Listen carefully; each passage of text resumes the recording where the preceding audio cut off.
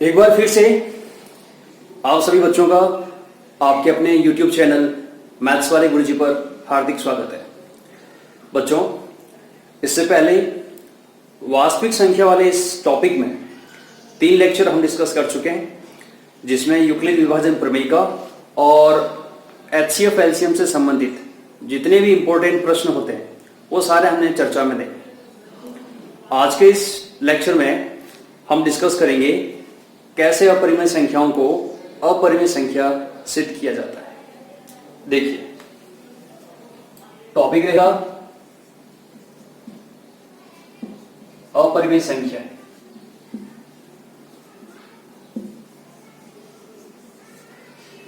सामान्यतः जो हमें ये पता है कि रूट के जो नंबर होते हैं वो अपरिमेय संख्या होती है, जैसे रूट का 2, रूट का 3, रूट का 5, ये सारी संख्याएं अपरिमेय संख्याएं होती है। लेकिन जिस तरीके से एक गंदी मछली पूरे तालाब को गंदा करती है, कुछ उसी तरह से यदि एक अपरिमेय संख्या किसी परिमेय संख्या के साथ जुड़ जाए, घट जाए, गुणा या भाग हो जाए, तो वो संख्या भी अपरिमेय संख्या बन जाएगी। अपरिमेय संख्या के जो प्रश्न हमारे आते हैं उन्हें हम 3 कैटेगरी में डिवाइड करेंगे। जो इसकी फर्स्ट कैटेगरी रहेगी बच्चों,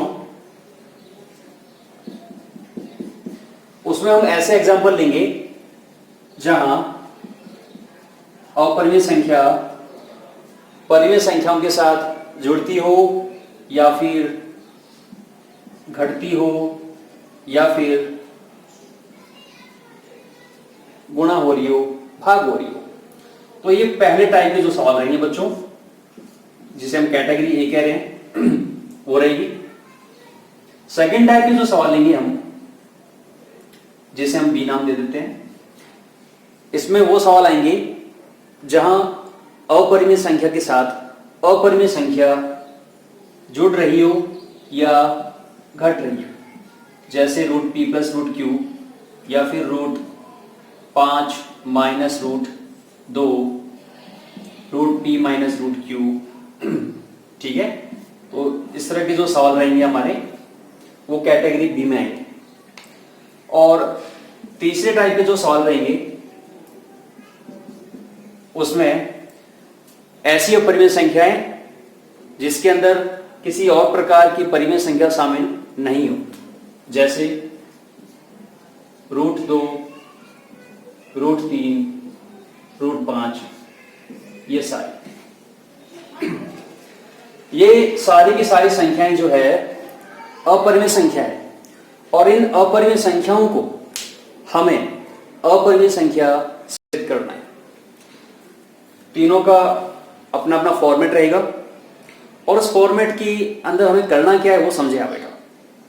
कई बार लाइफ के अंदर किसी डिसीजन को हम सही मान के चलते हैं, लेकिन जब उसका परिणाम नकारात्मक आता है तो हमें यह लगता है कि जो हमने सही माना था वो गलत था।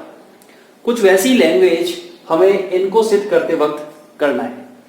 ये है तो अपरिमेय संख्या, लेकिन इन्हें हम परिमेय संख्या मानकर चलेंगे।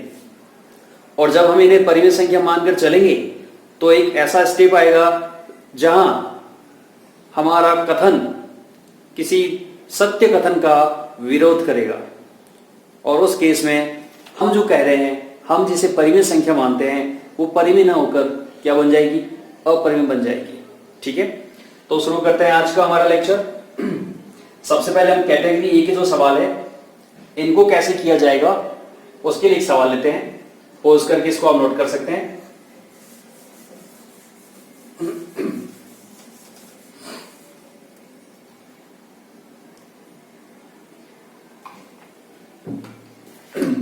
सवाल लिखिए। नंबर 1, सिद्ध कीजिए कि 3 प्लस 2 रूट 5 एक अपरिमेय संख्या है। ये हमारा सवाल है। हमें ये सिद्ध करना है कि 3 प्लस 2√5 एक अपरिमेय संख्या है। देखिए सॉल्यूशन, सबसे पहले दी गई संख्या को हम परिमेय संख्या मानकर चलेंगे। माना 3 प्लस 2√5 एक परिमेय संख्या है। बच्चों, परिमेय संख्या की परिभाषा होती है ऐसी संख्या जिसे हम p बटा q के रूप में दर्शा सके, जहां p और q पूर्णांक संख्या होती है और q 0 नहीं होता है। चूंकि हम इस संख्या को परिमेय संख्या मान चुके हैं, इसलिए ये 3 प्लस 2√5 निश्चित रूप से p बटा q के बराबर होगी। इसे हम परिमेय संख्या मान चुके हैं, इसलिए ये p बटा q के रूप में होगी। अब यहां पर ये p और q परिमेय संख्या है, p बटा q, p और q पूर्णांक संख्या है, ये हमें लिखने की जरूरत नहीं है क्योंकि हम इसे परिमेय संख्या मान चुके हैं।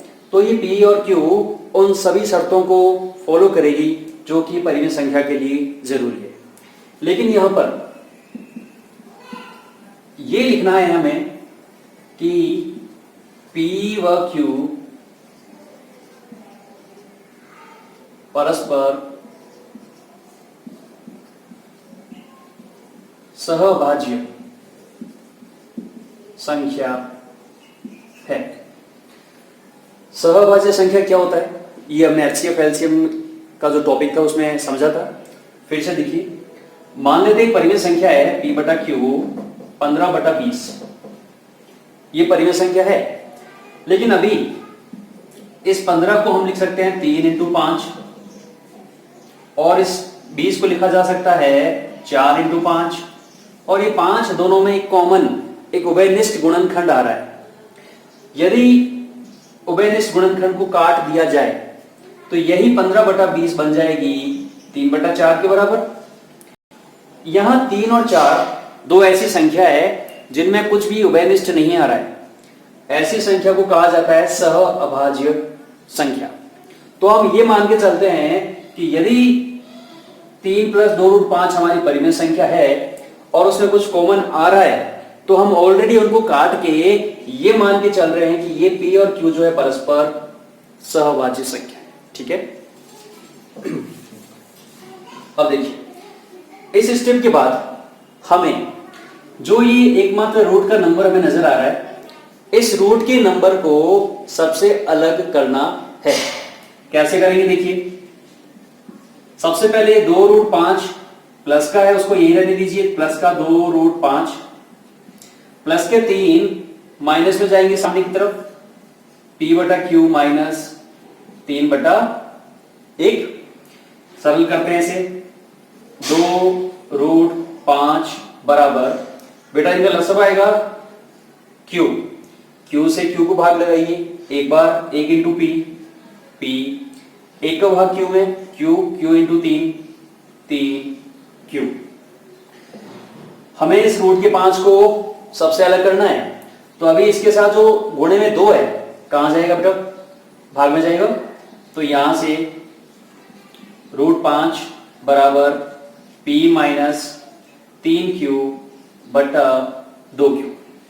तो इस तरीके से जो भी हमें रूट के साथ के नंबर दे रहे हैं उन सबको सेपरेट करके रूट के नंबर को हमें अकेला करना है। ठीक है। इसके बाद कुछ इस तरह से लिखेंगे,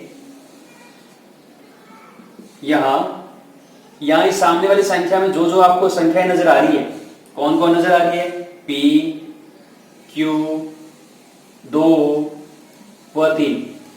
p और q तो पूर्णांक संख्या है क्योंकि p बटा q को हम परिमेय संख्या मान चुके हैं, और 2 और 3 भी कैसी संख्या है, परिमेय संख्या, पूर्णांक संख्या है। और जब पूर्णांक संख्याओं को जोड़ा जाता है, घटाया जाता है, गुणा किया जाता है या भाग लगाया जाता है, तो उससे जो भी संख्या बनेगी वो एक परिमेय संख्या बनेगी। जैसे 2 को आपने 3 से गुणा कर लिया, 4 से भाग लगा दिया, तो फाइनल जो आपको उत्तर आ रहा है 3/2, ये कैसी संख्या है, परिमेय संख्या है। तो P, Q 2 व 3 पूर्णांक संख्याएं है, इसलिए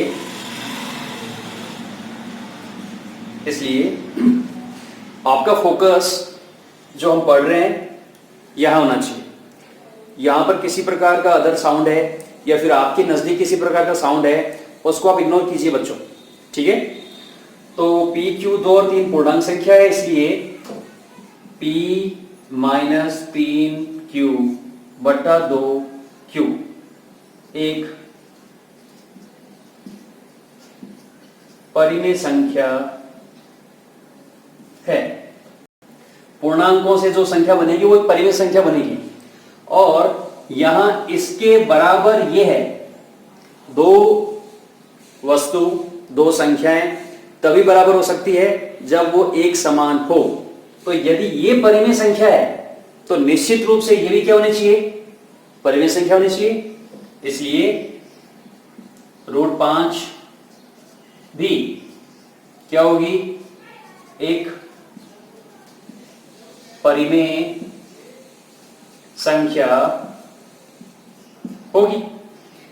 लेकिन हम सब जानते हैं कि √5 सदैव अपरिमेय संख्या होती है। √5, √2, √3 ये अपरिमेय संख्या होती है, ये सत्य है। चूंकि ये सत्य है, लेकिन हम इसे परिमेय संख्या मान के जब चल रहे थे तो √5 यहां पे क्या आ रहा है, परिमेय संख्या आ रही है। यानी ये जो रिजल्ट आ रहा है कि √5 एक परिमेय संख्या है, ये विरोधाभास कर रहा है किसका, इस चीज का कि √5 अपरिमेय संख्या है। लेकिन यह इस कथन का विरोधाभास करता है कि √5 एक अपरिमेय संख्या है। यहां पर ये सारी पूर्णांक संख्या होने की वजह से ये परिमेय संख्या बनी, और ये परिमेय है तो ये भी परिमेय है। लेकिन एक्चुअल में ये परिमेय संख्या नहीं होती है। ये पहले से सिद्ध हो रखा है कि √5 एक अपरिमेय संख्या है, तो √5 भी एक परिमेय संख्या होगी। ये जो एक सही कथन है √5 अपरिमेय संख्या है, उसका विरोध कर रहा है। और विरोध कब होता है, जब हम कुछ गलत मानकर चलते हैं, है ना। तो लिखेंगे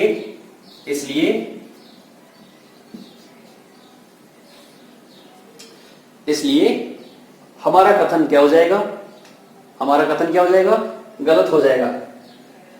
हमारी कल्पना गलत हो जाएगी, हमारी कल्पना गलत है। अतः 3 + 2 √5 एक कैसी संख्या है, अपरिमेय संख्या है। ये कंप्लीट होता है बच्चों, ये लैंग्वेज हमें लिखनी होती है। अब यहां पर चेंज क्या होने वाला है, चेंज होने वाला है यहां पे सवाल आपको दिया जा सकता है, सिद्ध कीजिए कि 7 - √5 एक अपरिमेय संख्या है।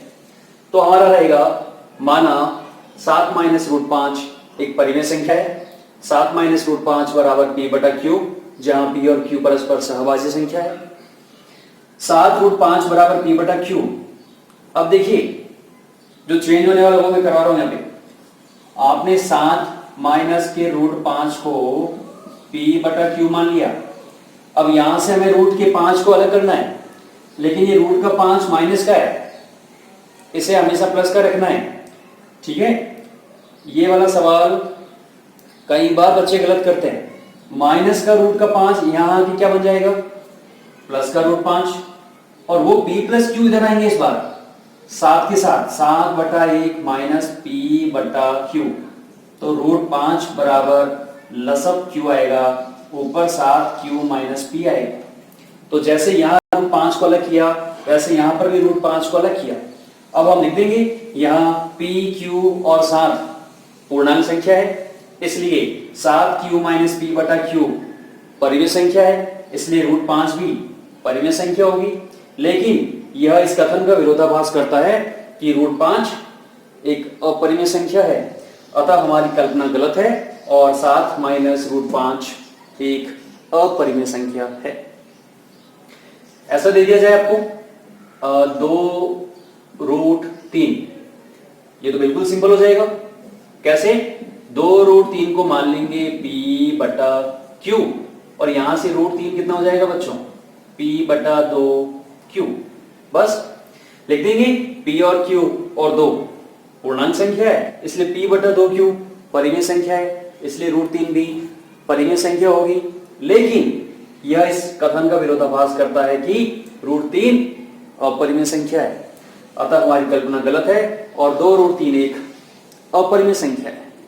तो जितने भी ऐसे सवाल जहां रूट के नंबर के साथ परिमेय संख्या प्लस माइनस गुणा भाग हो रही है, उन सभी सवालों को इस फॉर्मेट से हमें करना है। ठीक है, तो पॉज करके इसे नोट कीजिए।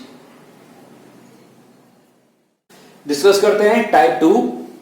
टाइप 2 के अंदर बच्चों ऐसे सवाल आएंगे, सिद्ध कीजिए कि हमने उसी को यहां से हटाया है जो हमारे काम का नहीं है, बाकी लैंग्वेज में फर्क नहीं रहेगा। देखिए, सिद्ध कीजिए कि √5 प्लस √2 एक परिमेय संख्या है।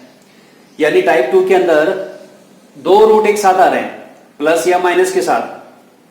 तो सबसे पहले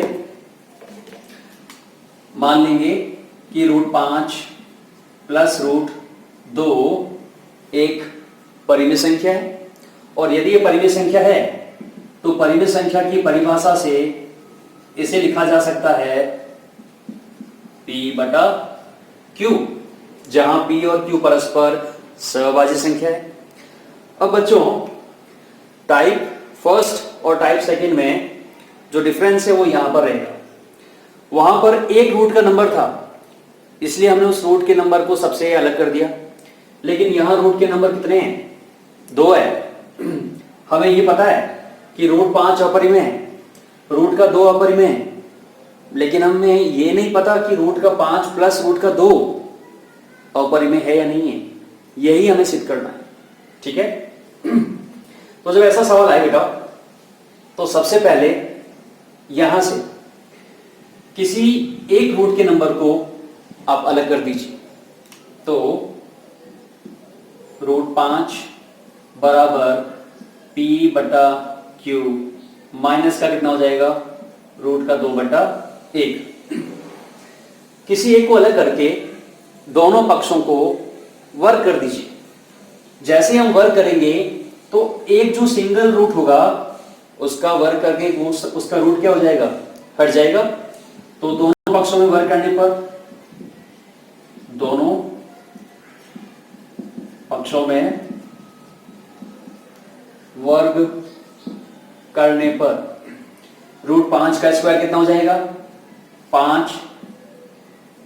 यहां पर ये समथिंग माइनस समथिंग का होल स्क्वायर है। आपको सरल समझ आती हो बेटा? a माइनस b का whole square, a square minus 2ab plus b square, p बटा q माइनस रूट के 2 का स्क्वायर है, जो कितना होगा? a का स्क्वायर यानी p स्क्वायर बटा q square, minus 2ab minus का 2ab कितना आएगा, और प्लस का b का स्क्वायर रूट के 2 का स्क्वायर 2 आएगा। ठीक है, अब हम देख पा रहे हैं कि इस स्टेप के अंदर केवल एक रूट की संख्या है, रूट का 2। तो यहां इसको सिंप्लीफाई करके इस रूट के नंबर को सेपरेट करना है। ठीक है, तो प्लस का 2 इधर आके क्या बन जाएगा? पहले 5 माइनस के 2 हो जाएंगे तो 3 बचेंगे। और देखिए, जो हमारा रूट का नंबर है वो जिस टर्म के अंदर है वो टर्म कैसी है, माइनस की। हमेशा ध्यान रखो, जब भी रूट वाला नंबर माइनस की टर्म के साथ है आप उसे दूसरी तरफ पक्षांतरण कीजिए। तो ये जो टर्म है इस तरफ आएगी कैसा बन जाएगा, प्लस का बनेगा, प्लस का 2√2 p बटा q। इसे आप इस तरफ ले आए हो तो ये प्लस का 5 सामने जाएगा, तो p का स्क्वायर बटा q का स्क्वायर, प्लस का 2 है और ये माइनस के 5 होंगे तो माइनस का 3 रहेगा। ठीक है, इनका लसअप ले लेते हैं, कितना आएगा लसअप, q स्क्वायर ऊपर आएगा p स्क्वायर माइनस का 3q का स्क्वायर, लसअप लेके सॉल्व किया, q से q कट रहा है बच्चों। अब ऐसा मत करना इस p से p को मत काट देना, हमेशा ध्यान रखो जब दो पद प्लस या माइनस से जुड़े हो तो वो किसी से कट नहीं सकते। ठीक है, अब यहां से इस रूट के 2 को अगर हमें अलग करना है, यहां लिख रहा हूं बेटा मैं, अगर इस स्टेप में से मुझे रूट के 2 को अलग करना है तो इसके साथ जो 2 और p गुणे में है कहां जाएंगे, भाग में जाएंगे, तो लिखेंगे रूट का 2 बराबर p square minus 3q square बटा 2pq, 2pq। यहां से हमारा ये टाइप फर्स्ट का सवाल बनता है। तो टाइप फर्स्ट और सेकंड में सिर्फ फर्क जो है वो यहां रहेगा कि आपको किसी एक रूट के नंबर को अलग करके और वर्ग करना है, वर्ग करने के बाद जो एक रूट का नंबर बचे उसको आप अलग कर लीजिए। अब यहां क्या लिखेंगे, यहां p q 3 और 2, p q 2 व 3 पूर्णांक संख्या है, इसलिए p square minus 3q square बटा 2pq कैसी संख्या होगी, एक परिमेय संख्या है। और जब ये परिमेय संख्या है तो रूट का 2 भी कैसी संख्या होगी, परिमेय संख्या होगी। लेकिन यह इस कथन का विरोधाभास करता है कि रूट 2 एक अपरिमेय संख्या है, इसलिए हमारी कल्पना गलत है। और जो संख्या दे रखी है रूट का 5 प्लस रूट का 2 एक अपरिमेय संख्या है। तो टाइप फर्स्ट और टाइप सेकंड के अंदर जो डिफरेंस है वो सिर्फ एक स्टेप का है बच्चों। हमारी बुक के अंदर एक सवाल और है, सिद्ध कीजिए कि रूट का p प्लस रूट का q एक अपरिमेय संख्या है। तो वहां आप लिखोगे माना root p plus root q एक परिमेय संख्या है, जहां root p plus root q इस बार p बटा q नहीं मानोगे। यदि आपको root p plus root q सवाल में दे रखा है तो आप इसे कुछ a अपॉन b मान लीजिए। ठीक है, फिर यहां से क्या करोगे, किसी एक को पक्षांतरण करोगे, तो रूट का p बराबर a बटा b माइनस का रूट q, दोनों पक्षों में क्या करोगे, वर्ग करोगे। जैसे ही वर्ग करोगे इस p का वर्ग रूट हट जाएगा और यहां से सिर्फ रूट का q बचेगा बेटा। उस रूट q का नंबर सेपरेट करके सामने जो भी है उन सबके पूर्णांक संख्या मान के पूरी संख्या बन जाएगी परिमेय। तो ये भी परिमेय, लेकिन ये इस बात का विरोधाभास करता है कि रूट q एक अपरिमेय संख्या है, अतः दी गई संख्या root p plus root q क्या हो जाएगी, अपरिमेय संख्या हो जाएगी। ठीक है, तो ये था हमारा टाइप सेकंड। पॉज करके और नोट कीजिए, ये वीडियो है बेटा। ठीक है, अभी क्लास की तरफ माहौल ये नहीं है जहां आपके डाउट डायरेक्ट आप हमें पूछ सको। ठीक है, कोई भी टॉपिक समझ में नहीं आ रहा है तो आपको वीडियो को रिपीट करके देखना चाहिए। स्पीड तेज लग रही हो तो स्लो करके देखना चाहिए। आपको लग रहा है ये तो ऑलरेडी हमें आता है तो वीडियो को स्किप करके आगे ले जाइए। ठीक है, और किसी भी तरह का कोई डाउट रहे आप कमेंट बॉक्स में नोट कीजिए, मैं आपके सारे डाउट सॉल्व करूंगा बच्चों। विश्वास के साथ, विश्वास मुझे खुद पर है कि मैं आपके लिए फुल कोर्स 100% करवा के रहूंगा। ठीक है, और आप लोग खुद फील करोगे, आप जैसे जैसे लेक्चर देखोगे ये वो क्वालिटी तो नहीं है, यहाँ पे ना बड़े बोर्ड है और ना बड़े बड़े कैमरास वगैरह है, सिंपल तरीका है, लेकिन विश्वास के साथ आपके गणित के अंदर बहुत अच्छे नंबर आएंगे।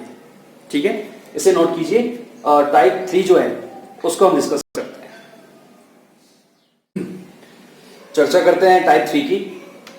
इसकी लैंग्वेज फर्स्ट वाले और सेकंड वाले से थोड़ी सी अलग है। ठीक है, देखिए सिद्ध कीजिए कि √2 या फिर √3 भी आ सकता है और या √5 भी आ सकता है। ठीक है, तीनों में से कोई एक सवाल आएगा। सिद्ध कीजिए √2, √3 या √5 एक अपरिमेय संख्या है। तो हम मान लेते हैं अभी √3 कर लेते हैं। ठीक है, लैंग्वेज समझो बेटा। सबसे पहले माना √3 एक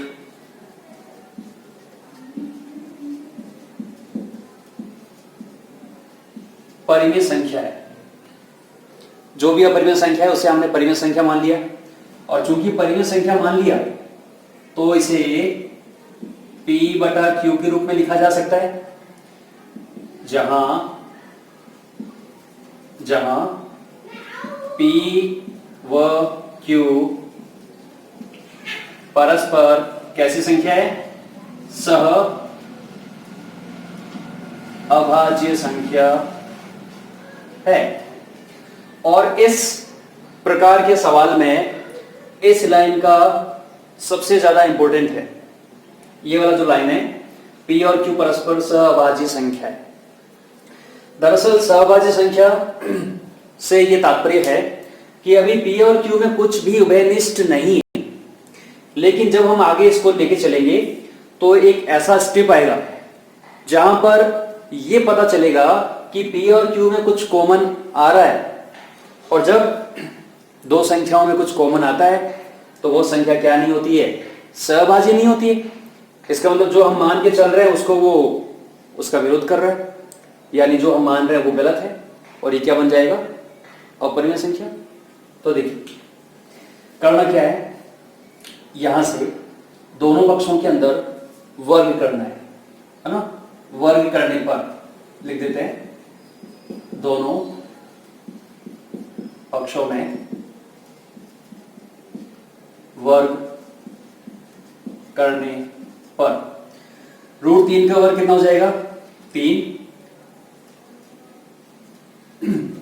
अच्छा, कई सारे बच्चे बराबर की जगह पे ये तीर लगाते हैं। बच्चों, बराबर की जगह पे तीर मत लगाओ। ये तीर इंडिकेट करता है कि ये जो स्टेप आया है उससे अगला स्टेप क्या आएगा। जैसे यहां से 3 बराबर आया है P²/Q², ये तीर लगाया कि इसके बाद अगला स्टेप रहेगा ये Q² इस 3 से गुणा होकर क्या बन जाएगा? 3Q² = P²। गणित के अंदर भाषा कम है और चिन्ह ज्यादा है, उन चिन्ह का महत्व होता है। ठीक है, अब देखिए बच्चों, ये जो स्टेप है, कौन सा स्टेप है? 3P² = Q²। जब भी ऐसा कुछ हो कि बराबर के दोनों तरफ दो स्क्वायर के नंबर हो और एक स्क्वायर के नंबर के साथ एक अभाज्य संख्या हो, तो ये अभाज्य संख्या, समझना ध्यान से। बच्चों को कई बार स्कूल में समझ में नहीं आता है, रट लेते हैं, रटना नहीं है, समझना है। देखो, जैसे 3 इंटू मैं लिख रहा हूं 5 का स्क्वायर, 3 इंटू मान लीजिए P हमारा 5 है तो ये 5 का स्क्वायर हुआ। मुझे बताइए क्या इस संख्या में 3 का भाग लगेगा? क्या ये संख्या 3 से विभाजित होगी? निश्चित रूप से होगी। और यदि ये संख्या 3 से विभाजित होगी तो ये संख्या भी 3 से विभाजित होगी, क्योंकि जो ये संख्या वही तो ये संख्या है, बराबर के चिन्ह लगाए बीच में। यदि ये 100 है तो 100 के बराबर कौन होगा? 100 होगा। तो जब भी ये स्थिति आती है बेटा, तो ये जो 3 होता है वो सामने वाली संख्या को विभाजित करता है और यदि ये संख्या सामने वाली संख्या को विभाजित करती है स्क्वायर को, तो उस संख्या को भी विभाजित करती है। लैंग्वेज में कैसे लिखेंगे?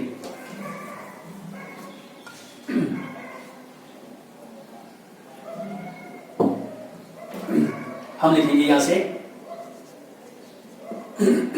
यहां 3p² को विभाजित करता है। 3q² को 3 से विभाजित किया जा रहा है, तो p² भी विभाजित होगा। तो हमने लिखा यहां p² को 3p² को विभाजित करता है, इसलिए 3p को भी क्या करेगा? विभाजित करेगा। ये हमारे सिलेबस में प्रमेय भी है, प्रमेय आती तो नहीं है लेकिन सिद्ध जरूर कर रखी है। तो आप ये समझो कि जब भी ऐसा कॉन्सेप्ट आए कि बराबर के दोनों तरफ स्क्वायर के नंबर है और एक स्क्वायर के नंबर के साथ कोई नंबर है, तो वो नंबर सामने वाले स्क्वायर वाले नंबर को क्या करेगा? विभाजित, और उस संख्या को भी क्या करेगा? विभाजित। अब 3 जो है वो p को विभाजित कर रहा है, समझे? जैसे अगर मेरा p 15 हो जाए और ये 3 से विभाजित हो रही है, तो मैं इसको लिख सकता हूं 3 × 5। अगर p मेरा 21 है तो इसे मैं लिख सकता हूं 3 × 7। अगर मेरा p 30 है तो मैं इसे लिखूंगा 3 × 10। यानी कोई भी हो p का मान, यदि वो 3 से विभाजित हो रही है तो आप उसे लिखोगे 3 × कुछ, 3 × कुछ। लेकिन हमें यहां पर यह पता नहीं है कि यहां पर ये p कितना है, लेकिन ये तो तय है कि 3 से विभाजित हो रहा है, इसलिए इस p को लिखा जा सकता है 3 × कुछ, कुछ यानी c। अगर ये 15 है तो c हमारा 5 हो जाएगा, 5 × 3 15। अगर p हमारा 21 है तो c हमारा 7 हो जाएगा, 7 × 3 21। तो p का मान 3c है। इस p के मान को हम इसको एक समीकरण दे देते हैं, एक नंबर इसमें रख देते हैं। p का मान 1 में रखने पर तो क्या आएगा?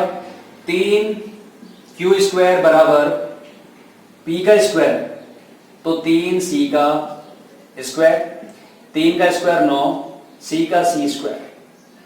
हम देख पा रहे हैं कि बराबर के दोनों तरफ से ये 3 एकम 3 से कट रहा है और ये 3 तिया 9 से कट रहा है। तो रिजल्ट क्या मिल रहा है? रिजल्ट मिल रहा है q² बराबर 3c²। फिर से वही सिचुएशन आ रही है जो यहां पर है। बराबर के दोनों तरफ 2 वर्ग वाले नंबर और एक नंबर के साथ 3। तो जब भी ऐसा होता है तो ये 3 सामने वाले को विभाजित करता है। हमेशा ध्यान रखो, सामने वाले को विभाजित करेगा। ये लैंग्वेज बच्चे गलत लिखते हैं कई बार, तो यहां लिखेंगे यहां 3 किसे? यहां 3 किसे? सामने वाले p² को, और यहां 3 किसे? सामने वाले q² को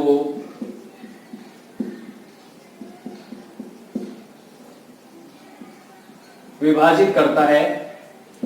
इसलिए 3 किससे विभाजित करेगा? q को भी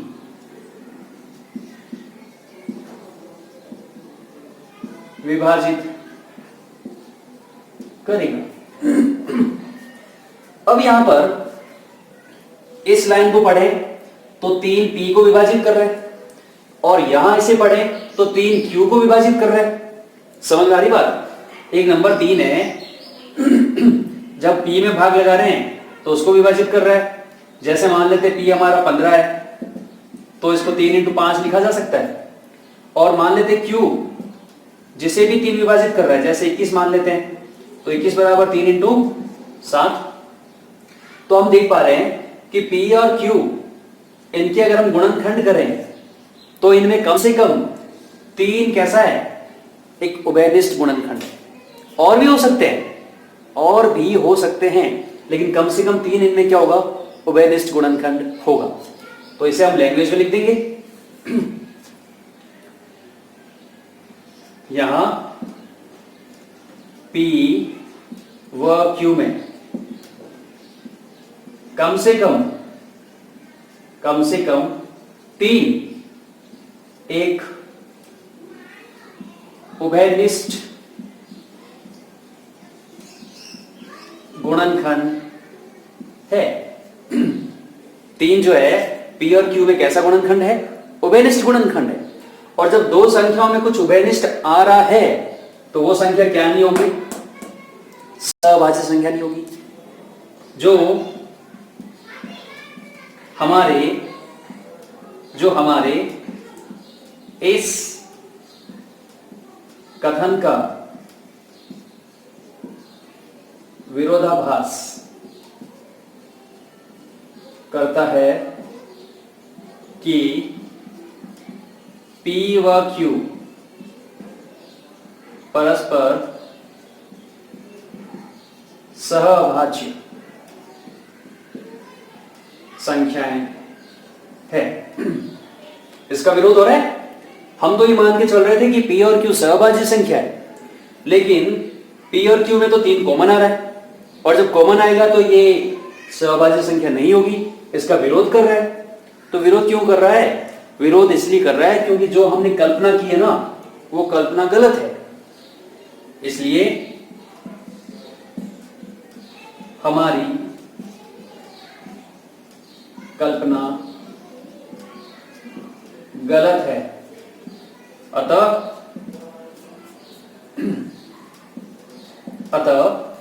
√3 एक अपरिमेय संख्या है। खत्म। ये हमारा टाइप 3 था। अब चेंज क्या होगा? चेंज होगा, √3 की जगह आपको √5 मिल जाएगा। तो हम लिखेंगे, माना √5 एक अपरिमेय संख्या है, यहां √5 आएगा। 5 5 5, जहां जहां 3 है वहां 5 आएगा। 3 का स्क्वायर 9 है, वहां 5 का स्क्वायर 25 हो जाएगा। और उभयनिष्ठ गुणनखंड 5 आएगा। और जब उभयनिष्ठ आएगा तो सेम लैंग्वेज है ना। तो आज के इस लेक्चर में अपरिमेय संख्या को सिद्ध करना हमने सीखा है। और बुक्स के जितने भी सवाल है, एग्जाम्पल है, वो सारे इन्हें करने के बाद आप आसानी से कर पाओगे बच्चों। ठीक है, तो इसे आप पॉज करके नोट कीजिए। एक छोटा सा टॉपिक और है जिसे डिस्कस कर लेते हैं, और उस टॉपिक के साथ हमारा ये चैप्टर वास्तविक संख्याएं कंप्लीट हो जाएगा। नोट कीजिए। लास्ट टॉपिक इस चैप्टर का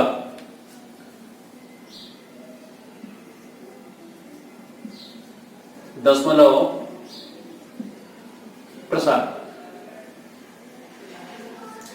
कक्षा 9 में हमने ये समझा कि संख्याओं का दशमलव प्रसार 3 प्रकार का होता है। शांत दशमलव प्रसार, अशांत आवृत्ति दशमलव प्रसार और अशांत अनावृत्ति दशमलव प्रसार।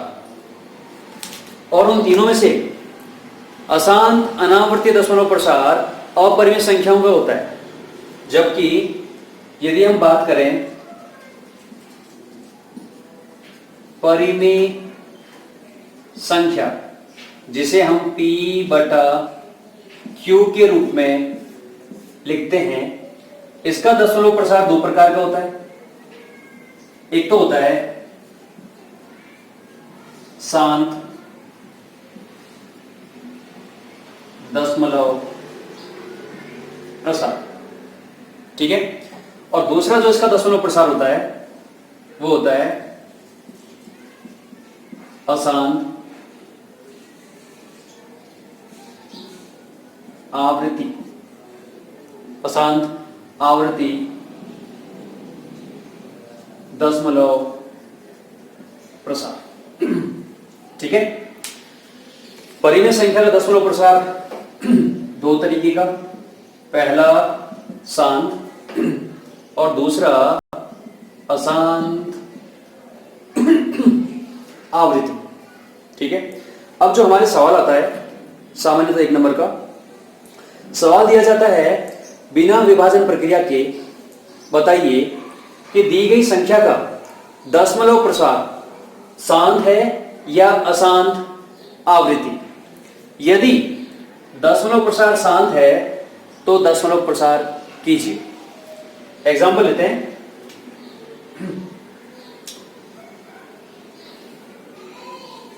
3/8। यदि आपको एक संख्या दे रखी है p बटा q के रूप में और हमें यह पता करना है बिना विभाजन के कि वो शांत होगा या अशांत आवृत्ति का, तो सबसे पहले उस संख्या को क्या मान लीजिए, सबसे पहले उस संख्या को, जो भी संख्या दे रखी है उसे आप p बटा q मान लीजिए। क्योंकि चाहे संख्या कोई भी हो, परिमेय संख्या होगी।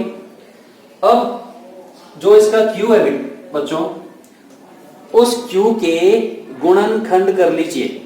जो बटा में संख्या है उसकी क्या कर लीजिए, गुणनखंड।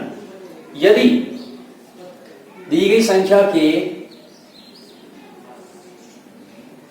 हर का दशमलव प्रसार 2 की घात कुछ और 5 की घात कुछ आ जाए तो ऐसी संख्या का दशमलव प्रसार कैसा होगा, शांत। जैसे अगर हम इस संख्या की बात करें तो यहां पर जो q है 8, इसे लिखा जा सकता है 2 इंटू 2 इंटू 2 यानी 2 की घात 3, 2 की घात कुछ और 5 की घात कुछ। अच्छा, केवल 2 हो सकता है, केवल 5 की घात भी हो सकती है, दोनों की घात हो सकती है, कोई तीसरी संख्या नहीं आनी चाहिए। ठीक है, जैसे 2 की घात 3 आ रहा है तो हम लिखेंगे चूंकि q 2 की घात 5, 5 की घात n, 2 की घात m 5 की घात n के रूप का है, इसलिए 3/8 का दशमलव प्रसार कैसा होगा, शांत होगा, शांत होगा। और यदि प्रश्न कह रहा है कि आपको दशमलव प्रसार करना है तो क्या करेंगे, देखिए सबसे पहले p बटा q के रूप में लिखा, उसे आपने 3/8 जो कि बन रहा है 3/2 की घात 3।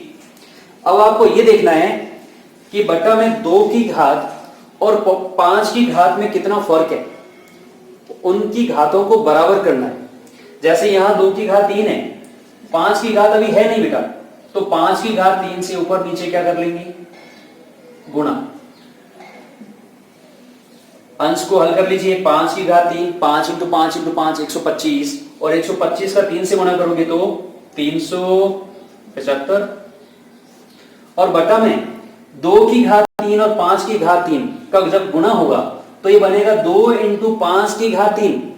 अनुदिक घातांक के नियम है, 2 की घात 3 इंटू 5 की घात 3 बन जाएगा 2 इंटू 5 की घात 3, 375 बटा 10 की घात 3। और किसी भी संख्या को जब आप 10 से भाग लगाते हो तो पीछे से एक संख्या काउंट करके दशमलव, 100 से भाग लगाते हो तो पीछे से 2 संख्या काउंट करके दशमलव, जितने जीरो उतनी संख्या पीछे से काउंट करके दशमलव चिपका देते हैं। तो 10 की घात 3 में कितने जीरो है, 3, तो पीछे से संख्या काउंट की हमने 1 2 3, 1 2 3 और क्या लगा दिया, दशमलव। यही हमारा आंसर है। और यदि संख्या आगे मान लेते हैं 9/35, तो आपने इसे सबसे पहले माना कि ये संख्या हमारी p बटा q है, और q जो है 35 के टुकड़े 5 इंटू 7 आ रहे, तो हम लिखेंगे चूंकि q 2 की घात 5, सॉरी 2 की घात m 5 की घात n के रूप का नहीं है, क्योंकि बट्टा में 5 और 2 को छोड़ के कुछ और भी आ रहा है 7, इसलिए 9/35 का दशमलव प्रसार कैसा होगा, अशांत आवृत्ति होगा। ये हमारा सवाल है ना बच्चों। तो इस तरह से दी गई दशमलव संख्या का हम दशमलव प्रसार कैसा है और कैसे ज्ञात कर सकते हैं, दोनों कर सकते हैं। ठीक है, एक इंपॉर्टेंट चीज ध्यान रखनी, एग्जाम्पल के साथ समझो। मान लेते संख्या है हमारी 63/35 और आपसे पूछा जाए कि इस संख्या का दशमलव प्रसार कैसा होगा। तो सबसे पहले माना दी गई संख्या p/q है और हमने q के टुकड़े किए। q के टुकड़े आ रहे 5 × 7, 5 × 7। तो चूंकि 5 × 7 आ रहा है तो 7 आने की वजह से हमारा उत्तर होगा कि दशमलव प्रसार अशांत आवृत्ति होगा। लेकिन ये गलत हो जाएगा क्योंकि हमें ये भी देखना है यदि बट्टा में 5 और 2 को छोड़ के कोई और संख्या आ रही है तो वो संख्या ऊपर वाले अंक से कट तो नहीं रही है। जैसे अगर आप इस 63 के टुकड़े करोगे 7 × 9 बट्टा में 5 × 7, 7 से 7 कट रहा है, यानी ये संख्या कैसी है, ये तो 9/5 ही तो है और इसके बट्टा में 2 और 5 की पावर ही है और कोई संख्या नहीं आ रही है। तो इसका दशमलव प्रसार कैसा होगा, शांत होगा। ठीक है, एक एग्जांपल हमारे बुक का सवाल ले लेते हैं, काफी इंपॉर्टेंट है। संख्या दे रखी है आपको 13, यही लिख लेते हैं, है ना। पॉज करके आप इसको नोट कर लीजिए, पॉज करके नोट कर लो।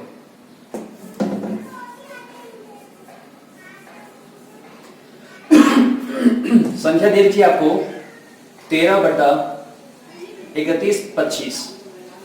हमें ये बताना है कि इसका दशमलव प्रसार कैसा होगा और अगर शांत है तो प्रसार करना भी है। तो सबसे पहले माना दी गई संख्या कैसी है, p/q। अगर हम q के टुकड़े करें तो q बराबर आएगा, ये 31/25 के जब बच्चों टुकड़े करोगे 31/25, ये 5 की घात 5 होती है। देखिए इसमें 5 का भाग लगेगा 625, 125, 25, 5। तो ये है 5 की घात 5। तो हम लिखेंगे चूंकि q 2 की घात m 5 की घात n के रूप का है, इसलिए 13/31/25 का दशमलव प्रसार कैसा होगा, शांत होगा। और यदि हम इसका दशमलव प्रसार ज्ञात करना है तो 2 की और 5 की घातों को समान करना होगा। तो p/q बराबर 13/5 की घात 5। 2 की घात कितनी कम है, 5, तो 2 की घात 5 से गुणा कर देंगे।